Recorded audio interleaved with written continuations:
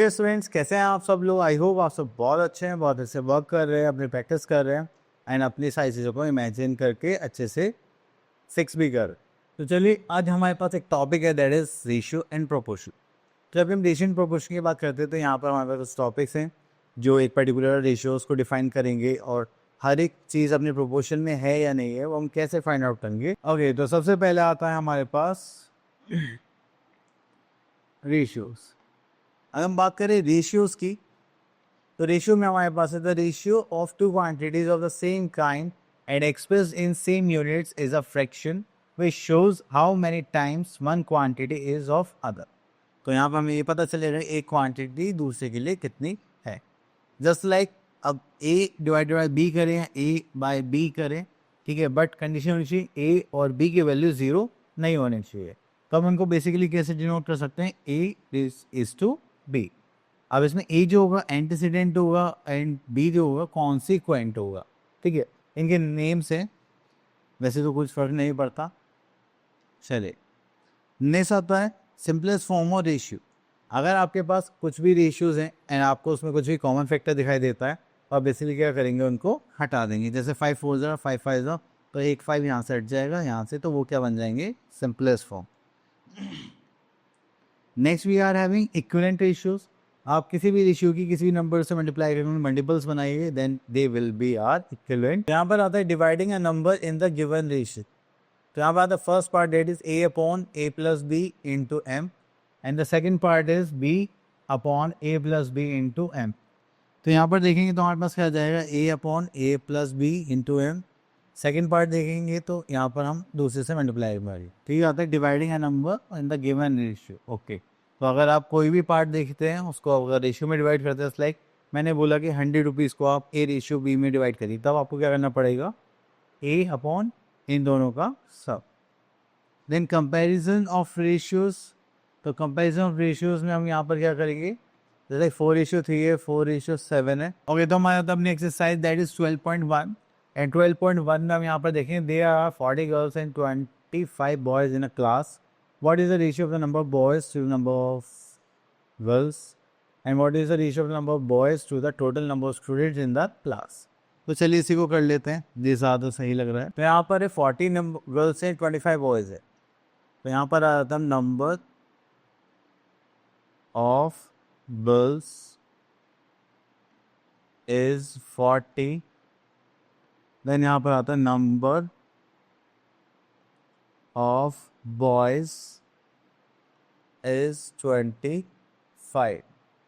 अब यहाँ पे हमें फर्स्ट पार्ट में निकालना है, जो रेशियो निकालना है, रेशियो नंबर ऑफ गर्ल्स। तो यहाँ पे गर्ल्स का नंबर पहले आएगा एंड सेकंड उसमें हम रखेंगे अपने बॉयज़ को। अगर हम यहाँ पर देखेंगे तो वहाँ पे number of girls and number of boys देखेंगे, that is 40 ratio is to 25। 5 से करेंगे तो 8 आ जाएगा, 5 से करेंगे तो 5, दैट इज़ 8:5, ठीक है। चलिए, उसके बाद सेकेंड रेशियो देखते हैं, थोड़ा साइड कर देते हैं। चलिए, सेकेंड पार्ट में यहाँ पर हमसे बोला गया है the ratio of the number of boys. तो यहाँ पर बॉयज़ लेने and then the total number of students. तो यहाँ पर टोटल स्टूडेंट्स हमें एज अ कॉन्सिक्वेंट लेने।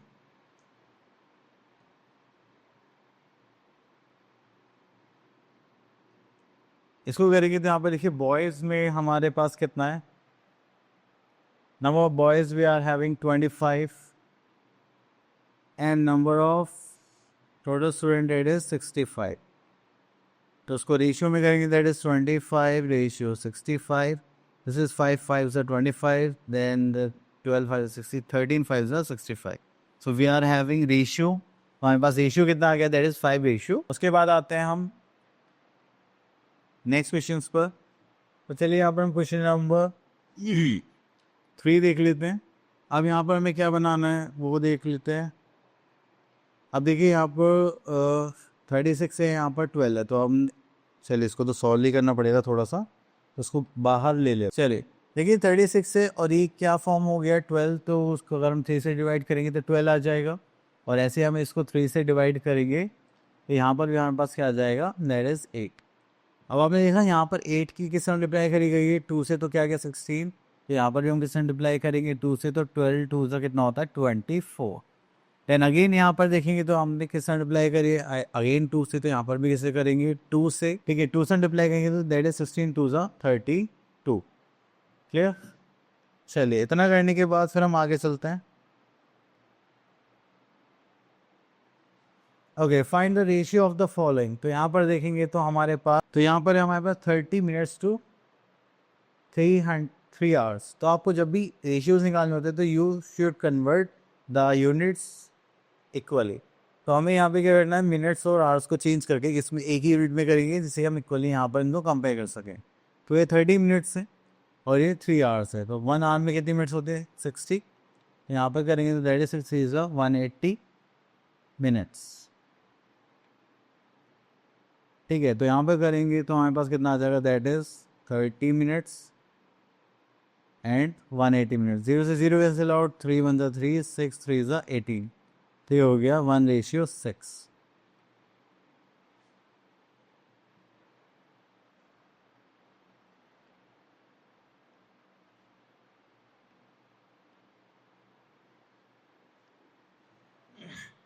चलिए उसके बाद हम यहाँ से कुछ वर्ड प्रॉब्लम टाइप क्वेश्चन ले लेते हैं। ओके चलिए यहाँ से हम लेते हैं क्वेश्चन नंबर 9।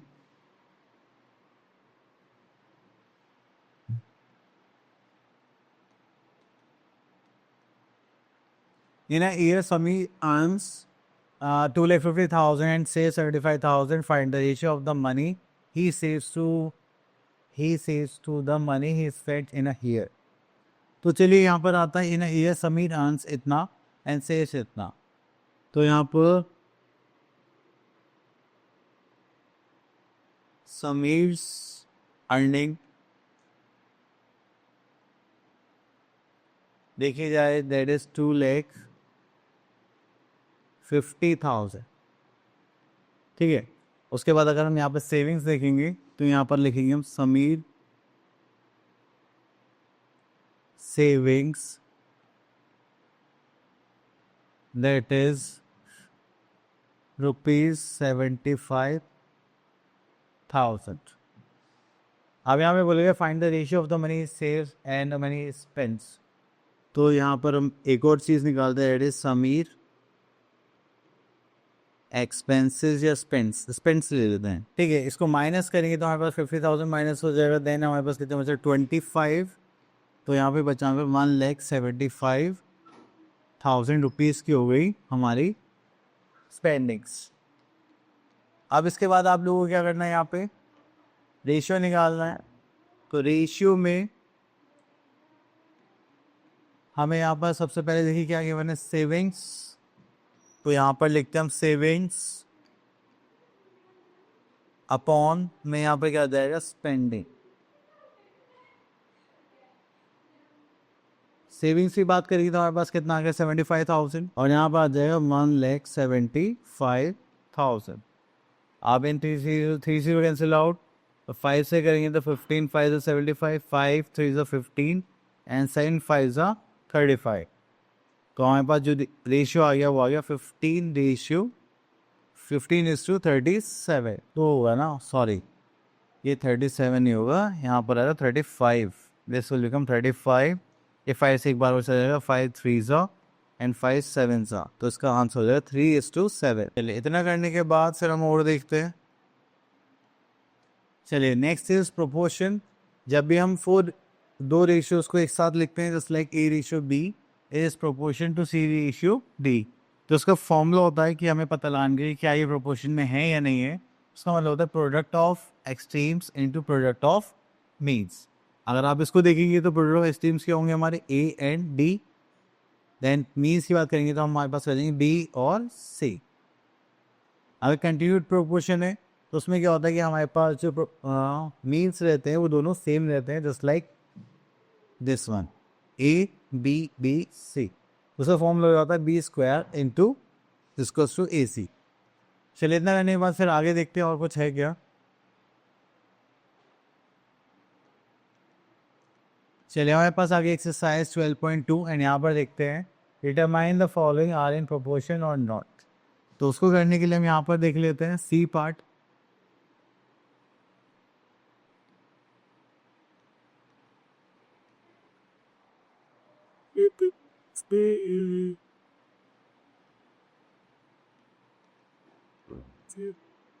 देखिए इसको प्रोपोर्शन में डिक्लेयर करने के लिए हमें क्या करना पड़ेगा, प्रोडक्ट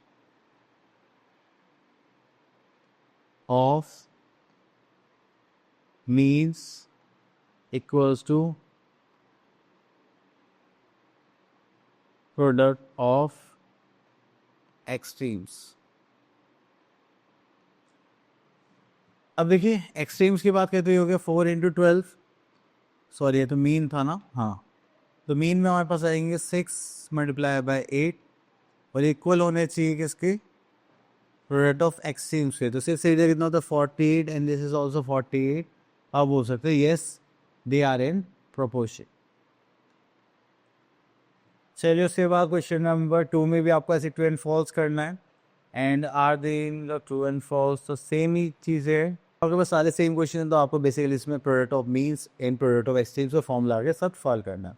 तो चलिए आते हैं यूनिटी मेथड पर। देखिए यूनिटी मेथड बहुत इजी है हमारे लिए और इसमें हमें सिर्फ एक चीज़ ध्यान रखनी है, अभी बताता हूँ, ठीक है। तो चलिए जब यूनिटी मेथड की बात करते थे यहाँ पे हमें नंबर ऑफ वैल्यूज़ गिवन होगी, कैसे, जस्ट लाइक अगर मान लीजिए आपके पास 10 चॉकलेट्स हैं और वो 100 रुपीज़ की है, तो बताइए 2 कितने की होंगी। तो आप क्या करोगे, पहले यूनिटी मेथड के अकॉर्डिंग 1 की वैल्यू निकालेंगे, देन इसमें 2 से मल्टीप्लाई करेंगे, then you will have the answer. तो चलिए देखते हैं इस साइड का कुछ क्वेश्चन है हमारे पास यहाँ पर। देखिए यहाँ पे लिखा है the weight of 60 books is 8 kg and what is the weight of 45 such books. तो चलिए तो यहाँ पर लिखते हैं weight of 60 books that is 8 kg, then we are having weight of how many books, 45 books को तो निकाल नहीं सकेंगे, तो हमें यहाँ पे क्या करना पड़ेगा, वेट ऑफ 1 बुक निकालना पड़ेगा। पहले 1 बुक निकालने के लिए हम क्या करेंगे, दैट इज 8 डिवाइडेड बाय 60 करेंगे, तो ये हो जाएगा हमारे पास 8 4 2 एंड 15 4 60, तो ये हो गया 2/15 kg। ओके देन उसके बाद अब हमें निकालना है वेट ऑफ 45 बुक्स का निकालेंगे, तो क्या हो जाएगा 2/15 मल्टीप्लाई बाय 45, तो ये हो जाएगा हमारे पास 3 2 6। तो आई होप आपको ये टॉपिक से क्लियर हो गए होंगे, तो आपको सब में सेम टाइप के मेथड यूज़ करने मिलते हैं नेक्स्ट वीडियो में, तब तक के लिए ऑल द बेस्ट।